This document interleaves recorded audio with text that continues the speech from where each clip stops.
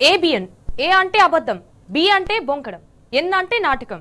ఈ నాటకాల గుంపుకు దొంగ నాయకుడు రాధాకృష్ణ. ఇతడు ఒక స్పాన్సర్డ్ జర్నలిస్ట్. అధికారంలో ఉన్న తన అస్మదీయులకు ఊడిగం చేయడం, అక్షరాలు అమ్ముకోవడమే జర్నలిజం అనుకునే బాపతు. జర్నలిజం పేరుతో మరో క్రెడిట్ చోరీ చేస్తూ మళ్లీ అడ్డంగా దొరికాడు చెత్త పలుకుల రాధాకృష్ణ. బొగ్గు స్కామ్ బయటపెట్టిన క్రెడిట్ ను తన ఖాతాలో వేసుకునేందుకు కొత్త పలుకుల పేరుతో రాధాకృష్ణ మరో కుటీల ప్రయత్నం చేస్తున్నాడు. అసలు తానే బొగ్గు స్కామ్ ను బయటపెట్టినట్టుగా రాధాకృష్ణ బోడి బిల్డప్లు కొడుతున్నాడు. బొగ్గు స్కామ్ పై రాధాకృష్ణ తన చెత్త పలుకులో రాసింది జనవరి 17వ తేదీన. కానీ అంతకంటే 2 రోజుల ముందే బొగ్గు స్కామ్ ను బయటపెట్టింది మాత్రం బీఆర్ఎస్. జనవరి 15నే ప్రెస్ మీట్ పెట్టి స్కామ్ ను బట్టబయలు చేశారు బీఆర్ఎస్ నేత క్రిషాంక్. రేవంత్ వర్సెస్ మంత్రుల కొట్లాటే కోల్ స్కామ్ అని స్పష్టంగా చెప్పారు క్రిషాంక్. అందులోని విషయాలనే దొంగలించి తన కొత్త పలుకులో అచ్చొత్తుకున్నాడు రాధాకృష్ణ. తానే అడ్డంగా క్రెడిట్ చోరీ చేసి ఇప్పుడు మళ్లీ తానే పోటుగాడిలా ఇన్వెస్టిగేటివ్ జర్నలిజం చేసినట్టు బొంకుతున్నాడు సిగ్గు లేకుండా. ఈ సిగ్గులేని దబాయింపు రాతలతో ఎవడిని ఏం మార్చాలనుకుంటున్నావు? అక్షరానికి ఎంత చొప్పున పుచ్చుకొని రేవంత్ పలుకులు పలుకుతున్నావు? ఇదిగో ఆధారాలు బయటపెట్టాం. ఇప్పుడు ఏం చేస్తావు రాధాకృష్ణ? నువ్వా బొగ్గు స్కామ్ ను బయటపెట్టింది? నీ రోత రాతలేనా? నువ్వు చేసిన ఇన్వెస్టిగేటివ్ జర్నలిజం జనం నవ్విపోతారన్న సిగ్గున్నా లేదా నీకు? ఇదేం చెత్త జర్నలిజం? ఎన్నిసార్లు అడ్డంగా దొరికిపోయినా ఇంకా కుసంస్కారపు బుకాయింపు లేన రాధాకృష్ణ. ఉద్యమం అప్పటి నుంచి వేరే వాళ్ళ క్రెడిట్ దొబ్బేయడమేగా అని పని.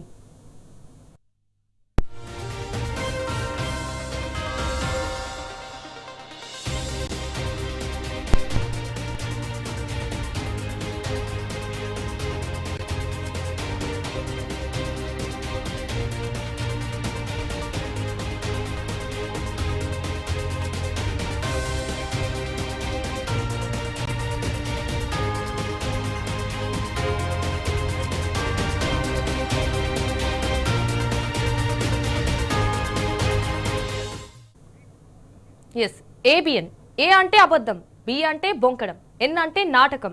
ఈ నాటకాల గుంపుకు దొంగ నాయకుడు రాధాకృష్ణ. ఎస్, ఇతడు ఒక స్పాన్సర్డ్ జర్నలిస్ట్. అధికారంలో ఉన్న తన అస్మదీయులకు ఊడిగం చేయడం, అక్షరాలు అమ్ముకోవడమే జర్నలిజం అనుకునే పాపదు. ఇటు జర్నలిజం పేరుతో మరో క్రెడిట్ చోరీ చేస్తూ మళ్లీ అడ్డంగా దొరికాడు చెత్త పలుకుల రాధాకృష్ణ. బొగ్గు స్కామ్ బయటపెట్టిన క్రెడిట్ ను తన ఖాతాలో వేసుకునేందుకు కొత్త పలుకుల పేరుతో రాధాకృష్ణ మరో కుటీల ప్రయత్నం చేస్తున్నాడు. అసలు తానే బొగ్గు స్కామ్ ను బయటపెట్టినట్టుగా రాధాకృష్ణ బోడి బిల్డప్లు కొడుతున్నాడు. బొగ్గు స్కామ్ పై రాధాకృష్ణ తన చెత్త పలుకులో రాసింది జనవరి 17వ తేదీన. ఎస్, కానీ అంతకంటే 2 రోజుల ముందే బొగ్గు స్కామ్ ను బయటపెట్టింది మాత్రం బీఆర్ఎస్. జనవరి 15నే ప్రెస్ మీట్ పెట్టి స్కామ్ ను బట్టబయలు చేశారు బీఆర్ఎస్ నేత క్రిషాంక్. ఇటు రేవంత్ వర్సెస్ మంత్రుల కొట్లాటే కోల్ స్కామ్ అని స్పష్టంగా చెప్పారు క్రిషాంక్. అందులోని విషయాలని దొంగలించి తన కొత్త పలుకులో అచ్చొత్తుకున్నాడు రాధాకృష్ణ. తానే అడ్డంగా క్రెడిట్ చోరీ చేసి ఇప్పుడు మళ్లీ తానే పోటుగాడిలా ఇన్వెస్టిగేటివ్ జర్నలిజం చేసినట్టు బొంకుతున్నాడు సిగ్గు లేకుండా. ఈ సిగ్గులేని దబాయింపు రాతలతో ఎవడిని ఏం మార్చాలనుకుంటున్నావు? అక్షరానికి ఎంత చొప్పున పుచ్చుకొని రేవంత్ పలుకులు పలుకుతున్నావు? ఇదిగో ఆధారాలు బయటపెట్టాం. ఇప్పుడు ఏం చేస్తావు రాధాకృష్ణ? నువ్వా బొగ్గు స్కామ్ ను బయటపెట్టింది? నీ రోత రాతలేనా? నువ్వు చేసిన ఇన్వెస్టిగేటివ్ జర్నలిజం జనం నవ్విపోతారన్న సిగ్గున్నా లేదా నీకు? ఇదేం చెత్త జర్నలిజం? ఎన్నిసార్లు అడ్డంగా దొరికిపోయినా ఇంకా కుసంస్కారపు బుకాయలనేనా రాధాకృష్ణ? ఉద్యమం అప్పటి నుంచి వేరే వాళ్ళ క్రెడిట్ దొబ్బేయడమేగా నీ పని.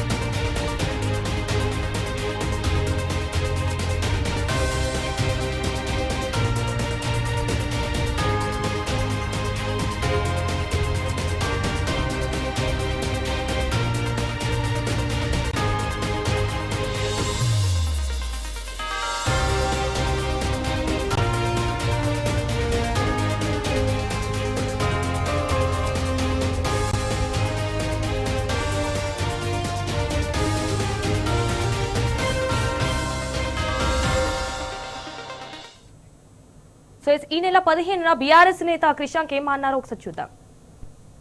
అందరినీ కాపాడుతున్నాడంటే వాటా ఉన్నదా అట్లనే అనుమానం వస్తున్నది. విచారణ చేయకుండా కాపాడుతున్నారు కదా. ఇప్పుడు నాయిని బొగ్గుగని గురించి అయితే వినుండొచ్చు కదా మీకు. నాయిని బొగ్గుగని అంటే ఇది పెద్ద సబ్జెక్టు. నాయిని బొగ్గుగనిని అడ్డుపడ్డదే కోమటిరెడ్డి వెంకటరెడ్డి గారు. కానీ ఇవాళ దాన్ని చేస్తున్నదే బట్టి విక్రమార్క గారు. రేవంత్ రెడ్డి గారికి కూడా ఏదో ఆశ కలిగినట్టుంది, రేపో మాపో దాని 1600 కోట్ల కాంట్రాక్టు. ఇది చాలా పెద్ద సబ్జెక్ట్ ఇది. ఆ ముగ్గురు ముఖ్యమంత్రి ఉప ముఖ్యమంత్రి మంత్రి మధ్యలో జరిగిన కొట్లాటనే లాస్ట్ 2-3 రోజులు మనం చూసిన ఎపిసోడ్. సో అట్లా కాపాడుతున్నారు కావచ్చు వీరిని కూడా. ఇక అందరినీ కాపాడుతున్నాడంటే వాటా ఉన్నదా, అట్లనే అనుమానం వస్తున్నది. విచారణ చేయకుండా కాపాడుతున్నారు కదా. ఇప్పుడు నాయిని బొగ్గుగని గురించి అయితే వినుండొచ్చు కదా మీకు. నాయిని బొగ్గుగని అంటే ఇది పెద్ద సబ్జెక్టు. నాయిని బొగ్గుగనిని అడ్డుపడ్డదే కోమటిరెడ్డి వెంకటరెడ్డి గారు. కానీ ఇవాళ దాన్ని చేస్తున్నదే బట్టి విక్రమార్క గారు. రేవంత్ రెడ్డి గారికి కూడా ఏదో ఆశ కలిగినట్టుంది, రేపో మాపో దాని 1600 కోట్ల కాంట్రాక్టు. ఇది చాలా పెద్ద సబ్జెక్ట్ ఇది. ఆ ముగ్గురు ముఖ్యమంత్రి ఉప ముఖ్యమంత్రి మంత్రి మధ్యలో జరిగిన కొట్లాటనే లాస్ట్ 2-3 రోజులు మనం చూసిన ఎపిసోడ్. సో అట్లా కాపాడుతున్నారు కావచ్చు వీరిని కూడా. ఇక అందరినీ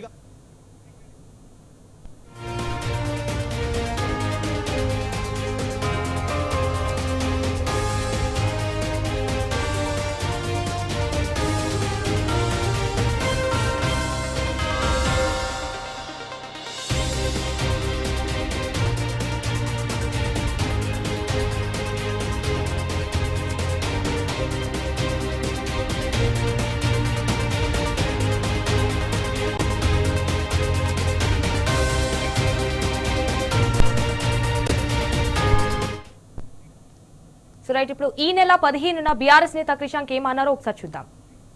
ఇక అందరినీ కాపాడుతున్నాడంటే వాటా ఉన్నదా, అట్లనే అనుమానం వస్తున్నది. విచారణ చేయకుండా కాపాడుతున్నారు కదా.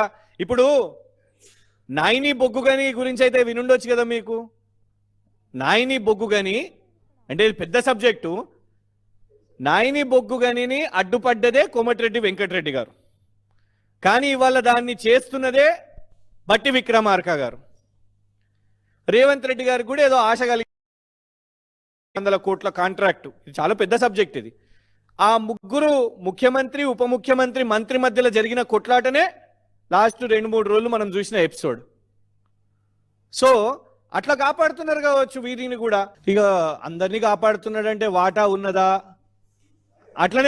అట్లనే అనుమానం వస్తున్నది. విచారణ చేయకుండా కాపాడుతున్నారు కదా. ఇప్పుడు నాయిని బొగ్గుగని గురించి అయితే వినుండొచ్చు కదా మీకు. నాయిని బొగ్గుగని అంటే ఇది పెద్ద సబ్జెక్టు. నాయిని బొగ్గుగనిని అడ్డుపడ్డదే కోమటిరెడ్డి వెంకటరెడ్డి గారు. కానీ ఇవాళ దాన్ని చేస్తున్నదే బట్టి విక్రమార్క గారు. రేవంత్ రెడ్డి గారికి కూడా ఏదో ఆశ కలిగినట్టుంది, రేపో మాపో దాని 1600 కోట్ల కాంట్రాక్టు. ఇది చాలా పెద్ద సబ్జెక్ట్ ఇది. ఆ ముగ్గురు ముఖ్యమంత్రి ఉప ముఖ్యమంత్రి మంత్రి మధ్యలో జరిగిన కొట్లాటనే లాస్ట్ 2-3 రోజులు మనం చూసిన ఎపిసోడ్. సో అట్లా కాపాడుతున్నారు కావచ్చు వీరిని కూడా. ఇక అందరినీ కాపాడుతున్నాడంటే వాటా ఉన్నదా, అట్లనే అనుమానం వస్తున్నది. విచారణ చేయకుండా కాపాడుతున్నారు కదా. ఇప్పుడు నాయిని బొగ్గుగని గురించి అయితే వినుండొచ్చు కదా మీకు. నాయిని బొగ్గుగని అంటే ఇది పెద్ద సబ్జెక్టు. నాయిని బొగ్గుగనిని అడ్డుపడ్డదే కోమటిరెడ్డి వెంకటరెడ్డి గారు. కానీ ఇవాళ దాన్ని చేస్తున్నదే బట్టి విక్రమార్క గారు. రేవంత్ రెడ్డి గారికి కూడా ఏదో ఆశ కలిగినట్టుంది, రేపో మాపో దాని 1600 కోట్ల కాంట్రాక్టు. ఇది చాలా పెద్ద సబ్జెక్ట్ ఇది. ఆ ముగ్గురు ముఖ్యమంత్రి ఉప ముఖ్యమంత్రి మంత్రి మధ్యలో జరిగిన కొట్లాటనే లాస్ట్ 2-3 రోజులు మనం చూసిన ఎపిసోడ్. సో